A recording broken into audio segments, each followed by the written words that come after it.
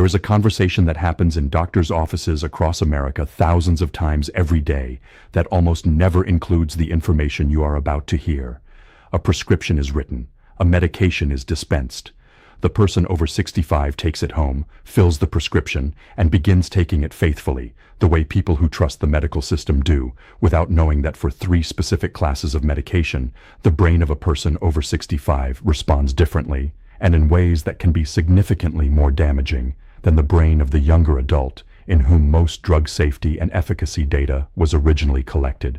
This is not a fringe concern. It is documented in the medical literature, recognized by geriatric medicine specialists, and formalized in clinical guidelines specifically developed because the gap between what is safe for younger adults and what is safe for aging brains is real, measurable, and consequential. The guidelines exist.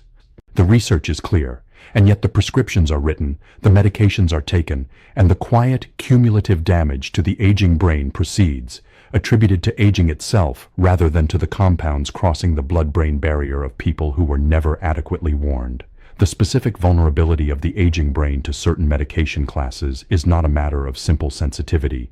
It has a biological foundation in the structural and chemical changes that the brain undergoes after 65. The number of neurons in key regions of the brain, particularly those involved in memory, attention, and executive function, declines over time. The neurotransmitter systems that regulate cognitive function, including the cholinergic system essential for memory consolidation and attention, become less robust. The blood-brain barrier, the selective protective shield that normally restricts which compounds can enter the brain from the bloodstream, becomes more permeable with age, allowing drugs that were unable to penetrate it significantly in younger adults to reach brain tissue in meaningful concentrations in older ones. And the liver and kidney clearance mechanisms that metabolize and eliminate drugs become less efficient, causing medications to accumulate to higher blood concentrations and to persist in the system for longer than the dosing guidelines, developed primarily in younger adult populations, anticipated.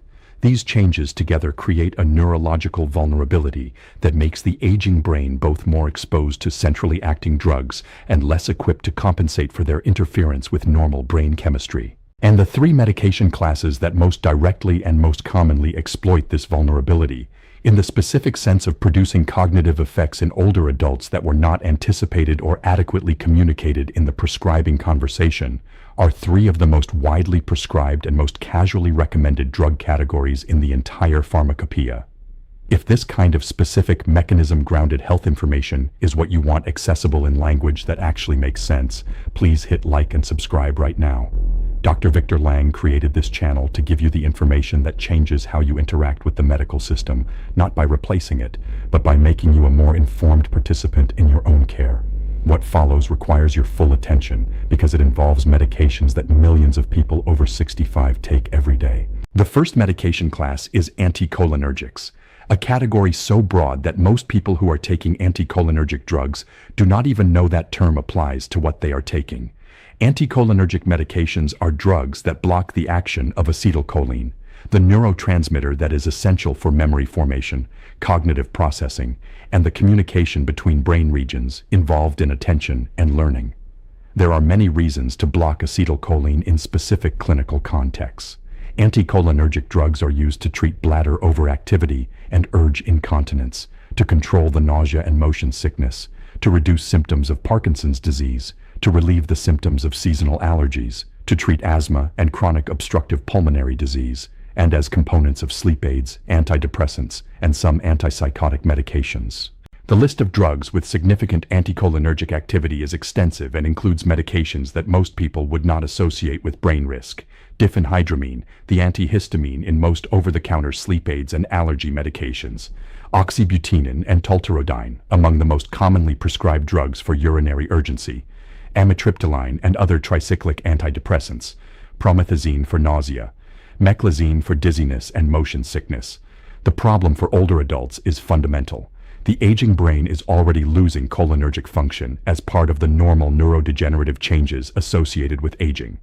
The cholinergic system is also the primary system attacked in Alzheimer's disease, where the progressive loss of acetylcholine-producing neurons in the basal forebrain underlies the memory deterioration that defines the condition. When an older adult takes an anticholinergic drug, they are adding pharmacological blockade of acetylcholine on top of the age-related and potentially disease-related reduction in cholinergic function that their brain is already managing.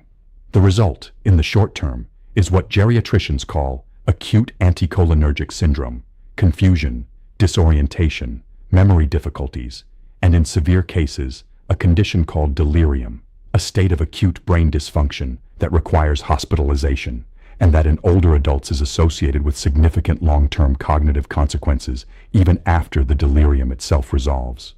In the long term, research published in JAMA Internal Medicine found that cumulative use of anticholinergic medications was associated with a significantly increased risk of dementia, with higher cumulative doses associated with higher risk, and with the association persisting even when drug use had occurred years before the dementia diagnosis. A later study using UK Biobank data of over 58,000 participants found that the association was strongest for anticholinergic antidepressants, anticholinergic bladder medications, and anticholinergic anti-Parkinson drugs, with the association being robust even after controlling for the conditions that might have prompted the prescriptions. The person taking diphenhydramine every night as a sleep aid because it is over the counter and thus feels safe. The person taking oxybutynin for urinary urgency without discussion of the cognitive implications. The person taking amitriptyline for nerve pain or sleep may be building a cumulative anticholinergic burden in their brain that the research suggests meaningfully elevates their dementia risk over time. The second medication class involves a group of drugs that are so routinely prescribed for anxiety and sleep in older adults that their presence in a geriatric medicine watch list may surprise the people who take them. Benzodiazepines and the related Z drugs, including alprazolam, lorazepam, diazepam, clonazepam, and the sleep medications zolpidem, esopiclone, and zaleplon. These medications work by enhancing the activity of GABA, the primary inhibitory neurotransmitter of the brain, producing sedation, anxiolysis, and sleep facilitation through a mechanism that depresses the firing activity of neurons broadly across multiple brain regions. In younger adults with normal drug metabolism and intact neuronal reserves, short-term use of these medications is generally well tolerated. But in adults over 65, the picture changes dramatically and in ways that are directly connected to the biological changes we described in the opening of this video. The aging brain's GABA receptors are more sensitive to benzodiazepine enhancement than younger receptors, meaning the same blood concentration of a benzodiazepine produces greater sedation and greater neurological impairment in an older adult than in a younger one. The liver's reduced clearance capacity means benzodiazepines accumulate to higher levels with each successive dose and persist longer in the system between doses, particularly the long-acting agents like diazepam, whose active metabolites have half-lives that can exceed 40 hours in older adults, creating a cumulative pharmacological burden that was designed for drug elimination profiles that no longer apply. The consequences of this combination, enhanced receptor sensitivity plus impaired clearance, include excessive daytime sedation, profound cognitive impairment, psychomotor slowing that dramatically increases fall risk, and in longer-term use, a paradoxical worsening of sleep architecture as the benzodiazepine suppresses the deep sleep stages that are actually restorative. Falls caused by benzodiazepine-related psychomotor impairment are among the leading causes of hip fractures in older adults, and hip fractures in people over 75 are associated with mortality rates that make them one of the most consequential outcomes in geriatric medicine.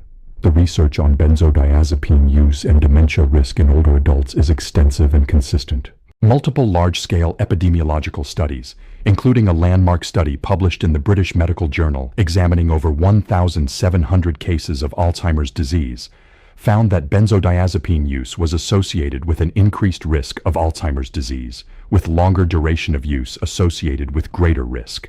A Canadian study of over 1,800 patients with Alzheimer's disease found that benzodiazepine use was associated with a 43 to 51% increase in dementia risk. The mechanism proposed involves both the acute effects of benzodiazepines in suppressing the neuronal activity patterns required for memory consolidation and the longer-term consequences of chronic GABAergic sedation for the maintenance of synaptic health and the clearance of amyloid and tau proteins from the brain through the glymphatic system, the brain's own waste clearance mechanism, which operates primarily during deep sleep, and which benzodiazepines chronically disrupt by suppressing the slow-wave sleep stages in which glymphatic clearance is most active. The third medication class is one where the cognitive risk is particularly heartbreaking because it involves drugs that are prescribed with the specific intention of protecting cardiovascular health and whose benefit for cardiovascular outcomes is in many cases genuine and significant. Certain commonly prescribed blood pressure medications, specifically the class of medications known as centrally acting antihypertensives and some beta blockers that cross the blood-brain barrier, carry documented cognitive risks in older adults that are rarely communicated at the time of prescribing. Beta blockers that are lipophilic, meaning they dissolve in fat rather than water and therefore cross the blood-brain barrier readily, include propranolol, metoprolol, and atenolol, and their central nervous system effects in older adults go beyond the mild fatigue and mood effects that younger users may experience. In older adults, lipophilic beta blockers have been associated with cognitive slowing, increased reports of cognitive fog, depressive symptoms, and in some studies, with an accelerated rate of cognitive decline. The mechanism involves the suppression of norepinephrine activity in the brain, where norepinephrine plays important roles in arousal, attention, working memory maintenance, and the protective response to oxidative stress in neurons. Hydrophilic beta blockers, which include atenolol and others that do not cross the blood-brain barrier as readily, produce similar blood pressure control with less central nervous system penetration, and the research suggests they carry less cognitive risk for equivalent cardiovascular benefit. The broader medication class of concern in this category is what is collectively referred to in geriatric medicine as drugs affecting the renin-angiotensin-aldosterone system, including ACE inhibitors and angiotensin receptor blockers, some of which have actually been associated with reduced dementia risk in large observational studies, in contrast to the beta blocker picture, and which represent an example of how the specific agent within a class matters as much as the class itself. The overarching message is that blood pressure management after 65 benefits enormously from a medication review that considers the specific central nervous system penetration and cognitive profile of the chosen agent, a conversation that most prescribing contexts do not routinely include. The clinical framework developed specifically to address the cumulative medication risk for older adults is called the Beers Criteria, published and regularly updated by the American Geriatric Society. It is a list of medications that are explicitly identified as potentially inappropriate for older adults, meaning drugs whose risks in the elderly population exceed their benefits when alternatives exist, or whose effects in older adults are substantially different from their effects in the younger populations in whom their safety profiles were originally established. The Beers Criteria explicitly lists anticholinergic medications, benzodiazepines and Z-drugs, and several centrally acting antihypertensives as medications that should be used with caution or avoided in people over 65. This list is available online, is freely accessible to the public, and represents the consensus of the leading geriatric medicine specialists in the United States on which medications carry the most significant concern for older adults. Having a copy of it, or having knowledge of its existence to bring to a medication review conversation with a physician, is one of the most practically protective things an older adult or their caregiver can do for their long-term cognitive health. The conversation to have with your physician is not a confrontational one. It is an informed one. The appropriate framing is not to refuse medications or to challenge the judgment of the prescribing clinician, but to ask specific questions. Is there an alternative to this medication that does not cross the blood-brain barrier or does not have anticholinergic activity? Has my current medication list been reviewed for cumulative anticholinergic burden? Is the benefit of this specific beta blocker or benzodiazepine for my condition sufficient to justify its cognitive profile given my age? These questions are not hostile. They are exactly the questions that any geriatric medicine specialist would ask in a comprehensive medication review, and most general practitioners will engage with them productively if they are asked in the spirit of collaborative care rather than confrontation. The physician who is not aware of the Beers Criteria or who dismisses the cognitive concerns raised by these medication classes when asked directly is a physician with whom a second opinion from a geriatrician is entirely appropriate. There are also practical non-pharmaceutical alternatives to the conditions most commonly addressed by these three medication classes that are worth knowing about, because the goal of reducing medication burden in older adults is not to leave conditions unmanaged, but to find management strategies that address them without the cognitive cost that certain medications carry. For urinary urgency, which is the most common reason anticholinergic bladder medications like oxybutynin are prescribed, pelvic floor physical therapy has demonstrated outcomes comparable to pharmacotherapy in multiple randomized controlled trials without the cognitive side effects. Bladder training protocols, timed voiding schedules, and dietary modifications that reduce bladder irritants including caffeine, alcohol, and artificial sweeteners address the underlying bladder behavior without pharmacological anticholinergic burden. For anxiety and sleep, the non-pharmacological interventions with the strongest evidence base for older adults are cognitive behavioral therapy for insomnia, abbreviated as CBT-I, which has been shown to produce better long-term sleep outcomes than benzodiazepines and Z-drugs without the cognitive and fall risks, progressive muscle relaxation, and for appropriate candidates, melatonin at low doses, which does not carry the same receptor-level cognitive risks as GABAergic sleep medications, and which is included in some geriatric medicine guidelines as a preferred first-line sleep intervention for older adults. For blood pressure management, the conversation about agent selection, specifically choosing blood pressure medications with favorable or neutral cognitive profiles rather than those with documented central nervous system penetration concerns, is one that should be part of every medication review for adults over 65 who are on antihypertensive therapy.